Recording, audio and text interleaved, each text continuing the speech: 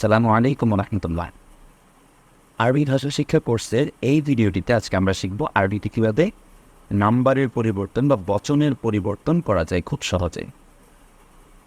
আরবিতে নাম্বার বা বচনকে বলা হয় আদাদ।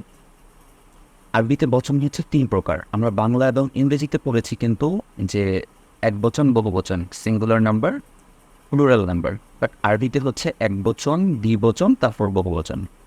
আরবিতে এক বচনকে বলা হয় মুফরাদ, দ্বিবচনকে বলা হয় মুসান্না, আর বহু বচনকে বলা হয় জমা। আবার এটাকে ওয়াহেদ, তাসনিয়া, জমাও বলা হয়।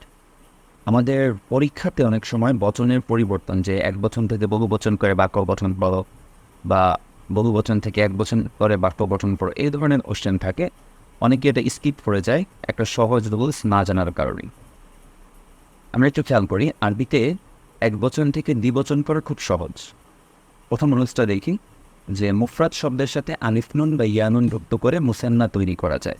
তার মানে আমরা যদি মুফরাদের সাথে আলিফ নুন অথবা ইয়ানুন যুক্ত করে দিই তাহলে আমাদের দ্বিবচন গঠন হয়ে যাবে। যেমন কলামুন, কলামানি। কলামুন একটা কলম, কলামানি দুইটা কলম, কলামাইনিও দুইটা কলম। কিতাবুন ও একটা বই, কিতাবানি দুইটা বই, আর কিতাবাইনিও দুইটা বই। ফাতাতুন একটা মেয়ে বা বালিকা, ফাতাতানি দুইটা মেয়ে, আর ফাতাতাইনি দুইটা। আশা করি এইটুকু ক্লিয়ার। যে কোনো শব্দের সাথে আলিফ নুন ইয়ানুন যুক্ত করে দিয়ে আমরা মুসান্না গঠন করতে পারবো। এবার আসি আরবিতে এক বচন থেকে বহু বচন করার নিয়মগুলো সম্পর্কে। আমরা যেমন বাংলায় কোনো কোনো শব্দের সাথে রা যুক্ত করি, কোনো কোনো শব্দের সাথে গণ যুক্ত করি, কোনো কোনো শব্দের সাথে গুলো যুক্ত করি। যেমন কলম, কলমগুলো, ছাত্র, ছাত্ররা, শিক্ষক, শিক্ষকগণ। বাংলাতে কোন শব্দের সাথে কি মিলাতে হবে সেটা ডিপেন্ড করে আসলে অর্থের উপর, কিন্তু আরবিতে এটা সহজ। এই জন্য আরবিতে এটা ডিপেন্ড করে শব্দের গঠনের উপর। আমরা যদি কয়েকটা গঠন মুখস্থ করি তাহলে আমাদের এগুলো ক্লিয়ার হয়ে যাবে। আমরা সহজ করার জন্য কয়েকটা গ্রুপে শিখব যে এক গ্রুপের শব্দ এক এক নিয়মে বহুবচন করা যাবে। আমরা একটু গ্রুপগুলো ফলো করি। 1 নম্বর গ্রুপ মুসলিমুন, মুসলিমোনা, ওয়াউনুন যুক্ত করে। ওয়াউনুন বা ইয়ানুন, ইয়ানুন দিয়ে যেহেতু তাসনিয়া হয়েছে, ইয়ানুনের ব্যাপারটা আমরা একটু পরে বুঝবো। প্রথমে আমরা খেয়াল করি যে ওয়াউনুন দিয়ে কীভাবে জমা হয়। মুসলিমুন, মুসলিমোনা, মুমিনুন, মুমিনুনা, মুশরিকুন, মুশরিকুনা। একটা জিনিস খেয়াল করেন, এই শব্দগুলো একই রকম। মুসলিমুন, মুমিনুন, মুশরিকুন, মুবদিউন, মুকরিমুন। তার মানে এই জাতীয় যত শব্দ আসবে সেগুলোর শেষে আপনি ওয়াউনুন যুক্ত করে দিয়ে জমা করতে পারবেন। কখনো কখনো ইয়ানুন যুক্ত করতে হবে, সেটা হচ্ছে আমরা যখন প্রিপোজিশনের ব্যবহার শিখব। যেমন আমি দিয়েছি লিল মুসলিমিনা, মুসলমানদের জন্য, লিল মুমিনিনা, মুমিনদের জন্য। প্রিপোজিশন যুক্ত করার ক্ষেত্রে ইয়ানুন যুক্ত হয়, সেটা আমরা পরবর্তীতে প্রিপোজিশনের ক্লাস যখন করব তখন আমরা জেনে যাব ইনশাআল্লাহ। এরপর আরেকটা গঠন দেখি। দ্বিতীয় লাইনের শব্দগুলো আমরা একটু খেয়াল করি যে আলিমুন, সাজিদুন, শাকিরুন, রাকিবুন, নাসিরুন। শব্দগুলোর উচ্চারণ এবং গঠনটা দেখেন, সবগুলো কিন্তু সেম। এই ধরনের শব্দগুলোর শেষেও ওয়াউনুন যুক্ত করে দিয়ে আপনি জমা করতে পারবেন। আলিমুন থেকে আলিমুনা, সাজিদুন থেকে সাজিদুনা, শাকিরুন থেকে শাকিরুনা, রাকিবুন থেকে রাকিবুনা, নাসিরুন থেকে নাসিরুনা। আর এই ধরনের শব্দ আরবিতে অভাব নেই, ভুরি ভুরি অনেক আছে। এরপর আমরা 2 নম্বর গ্রুপটা দেখব। কোনো শব্দের শেষে যদি গোলদা থাকে সেটাকে আলিফটা দিয়ে সহজেই এক বচন থেকে বহু বচন করা যায়। যেমন মুসলিমাতুন, মুসলিমাতুন, মুমিনাতুন, মুমিনাতুন।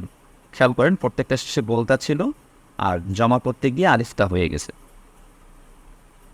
ইমারাতুন, ইমারাতুন, সারিয়াতুন, সারিয়াতুন, তাবিলাতুন, তাবিলাতুন। আশা করি যে কোনো শব্দের শেষে গোলদা থাকলে আপনারা এই সহজ নিয়মটা অ্যাপ্লাই করে জমা করতে পারবেন।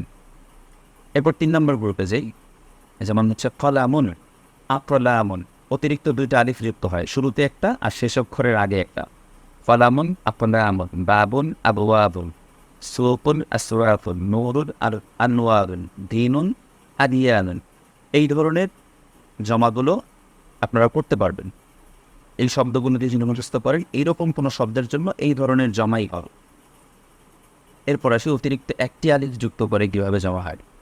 যেমন মানজিলুন, মানাজিলুন, মাবনিউন, মাবানিউন, মাকতাবুন, মাকাতিবুন, মালবাসুন, মালাবিসুন, মাকাদুন, মাকাইদুন। তো আশা করি এই ধরনের শব্দগুলো দেখেন, খেয়াল করেন প্রত্যেকটা শব্দ প্রায় একই রকম।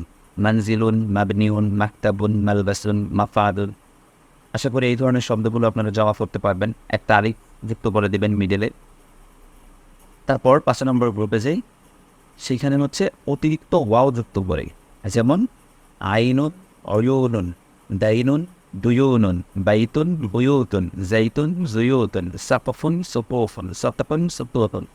দেখেন এক বচনের প্রত্যেকটার মিডলে একটা করে সাকিন আছে। আইনুন ইয়া সাকিন, দাইনুন ইয়া সাকিন, বাইতুন ইয়া সাকিন, জাইতুন ইয়া সাকিন, সাপফুন ফফ সাকিন, সাতাফুন প সাকিন।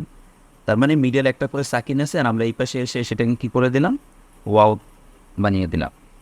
ওই অক্ষরের পরে তো ওয়াও যুক্ত করে দিলাম। আমরা জমা করতে গিয়েই এই মিডলে যেই হরফটা আছে এরপর একটা ওয়াও যুক্ত করে দিলাম। তাহলে এই ধরনের যত শব্দ হবে আপনারা এগুলোতে এই নিয়ম অনুযায়ী জমা করতে পারবেন। এরপর আসেন হরফিল্লার বাদ দিয়ে। যেই সকল শব্দের মাঝখানে একটা করে হরফিল্লা থাকে, কোনো কোনো সময় সেগুলো বাদ দিয়ে জমা করা যায়। যেমন রসুলুন, রুসুলুন, ওয়াওটা বাদ হয়ে গেছে। ফিরসুন, ফুরুসুন, আলিফটা বাদ হয়ে গেছে। কিতাবুন, এই আলিফটা বাদ যে ফুতুবুন। সিরাতুন, সুরতুন, রিকাবুন, রুফুবুন। আশা করি এই ধরনের শব্দগুলো এইভাবে জমা করা যাবে, প্রবলেম হবে না। এরপর যদি আমরা 7 নম্বর গ্রুপটা দেখি, অতিরিক্ত আলিফ হামজা যুক্ত করে। শাহিদ শব্দের শেষে আমরা সুহাদা ও, আলিম থেকে ওলামা ও, কাবির থেকে তুবারা ও, ফাকির থেকে তুপারা ও, জামিল থেকে জুমালা ও। আশা করি এই ধরনের শব্দগুলো আপনারা এই নিয়ম অনুসারে জমা করতে পারবেন। এরপর আমরা 8 নম্বর গ্রুপের একটা নিয়ম দেখি, যেমন নারুন, নিরানি, জারুন, জিরানি, তারুন, ফিরানি, তয়রুন, তিরানি। আশা করি এই শব্দগুলো এইভাবে আপনারা জমা করতে পারবেন। এর বাইরেও কিছু ব্যতিক্রম রুলস আছে, যেগুলো আসলে বেসিক লেভেলে আমি বলতে চাচ্ছি না, কারণ অনেকের কাছে জটিল মনে হতে পারে। আমরা এগুলো আপাতত কন্টিনিউ করি। সামনে যে নতুন নতুন কিছু শব্দ পাবেন, নতুন ধরনের জমা দেখবেন, সেগুলো তখন আস্তে আস্তে মুখস্থ করে নিলে কিন্তু আপনার কাছে পুরো বিষয়টা ক্লিয়ার হয়ে যাবে। প্রথমেই আপনার এত প্যারা নেওয়া দরকার নেই। দেখা হবে পরবর্তী ভিডিওতে যে শিটটি দেখতে পাচ্ছেন, এটি যদি আপনার পিডিএফ প্রয়োজন হয়, আপনি অবশ্যই ভিডিও ডিসক্রিপশন বক্স থেকে ফেসবুক লিঙ্কের মাধ্যমে আপনি আমাদের মাদ্রাসার ফেসবুক পেজে গেলে এই পিডিএফটি পেয়ে যাবেন। আশা করি চ্যানেলটিকে সাবস্ক্রাইব করবে। ভিডিওটি আপনার কাছে উপকারী মনে হলে অবশ্যই লাইক, কমেন্ট এবং শেয়ার করবেন।